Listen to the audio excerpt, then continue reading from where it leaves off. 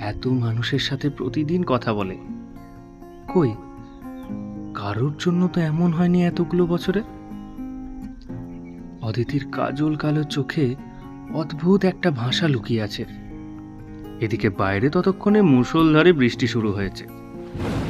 অদিতি এতক্ষণ এসি ঘরে থাকার জন্য বুঝতে পারেনি, কিন্তু বাইরে বেরিয়েই এই অবস্থা দেখে দাঁড়িয়ে পড়ে।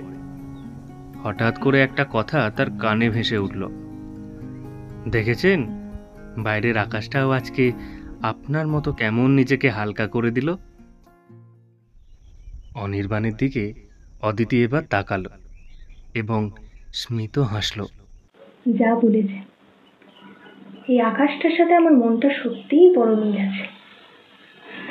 কেমন দেখুন, এই 2 ঘন্টা বৃষ্টির পরে আকাশটা কেমন ঝকঝকে হয়ে গেছে। এই বাইরের আলোয়